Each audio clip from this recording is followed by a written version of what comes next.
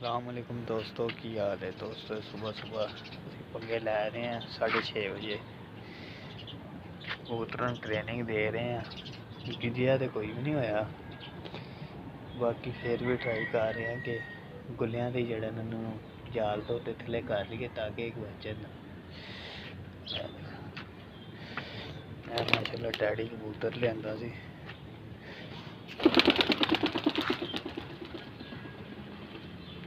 पै गया जी।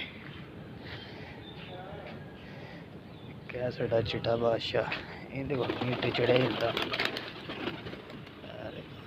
इन्ने गुलियां तो हो गए इन्होंने छड़ने छत छुत वेख लैन अपनी। बाकी अल्लाह खैर करे टिक गए तो मज़ा पूरा देंगे। देखो दोस्तों ही सुबह सुबह जड़ा ना मैं दाना साफ कर रहा सी ते मैं कहा चलो दोस्तों नाल टिप शेयर करिए। दोस्तों है देखो दाना धोता सी ते ए सारा दाने का पानी है। देखो तस्वीर के क्लीयर नहीं आएगा, सारा पानी कैमिकल वाला पीला पीला है जी। ठीक है, जोड़ा कबूतर की पोट बंद करने च बहुत अहम किरदार अदा करता है। बाजरा जोड़ा ना धोता सी ते उहदे विचों देखना उन्हें जो सुकेगा सारी जमीन इत्थों सफेद हो जाएगी। जोड़ा कैमिकल बाजरे में लगा सी सारा निकल गया ते जगह जी है ना सुकन तो बाद सफेद हो जाएगी। वो भी मैं जोड़ा ना नाल ऐड कर देंगा जो पानी सुकेगा। सारा कैमिकल लगा होंदा है बाजरे नूं कनक नूं खराब ना हो, कीड़ा ना लगे।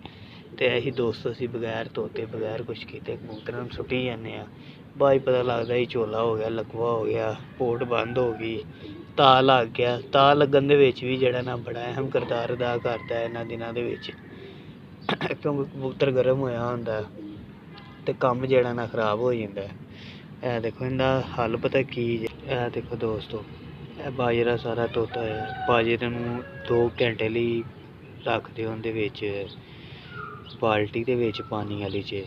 उस तो बाद जनाब इन्हूं किसी जाली वाले कपड़े नाल छान के ते इस तरह जोड़ा ना छावें सुकने पाना, धुप्पे नहीं रखना। तुसीं अगर धुप्पे रखोगे तो ये सड़ जाएगा बाजरा, फिर भी कबूतर जोड़ा ना तलखी करेगा।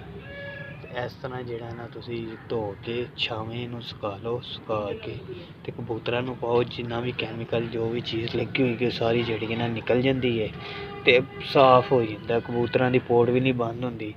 बाज़ औकात होंदा कि जोड़ा ना पानी मुक्की जांदा डोरी चो, बंदा पानी रखना अंदर याद नहीं रहिंदा ते उंदी वजह भी कबूतर नूं ता लग जांदा। एकदम दाना पानी पाओ ते पानी पी के ते पोटे फैला के बह जांदे ने।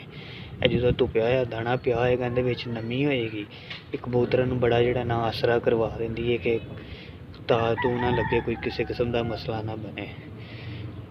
दोस्तों छोटी जी एडवाइस थी, जोड़ा दोस्त भाई अमल करेगा इंशाल्लाह उन्हें फ़ायदा होएगा ते जोड़ा नहीं करेगा उनकी मर्जी है। उनके कोल मेरे तो भी बेहतरीन नुस्खा होएगा कोई। लो दोस्तों तुहाडे लिए बनाई सी वीडियो। मैं कहा चलो नवें शकीनां नूं जोड़ा ना दस दिए, वो भी दाना धो के पान विचों कैमिकल निकल जाएगा सारा ते जोड़ा ना कबूतर कभी बीमार नहीं होंगे इंशाल्लाह। ओके जी, अल्लाह हाफिज़।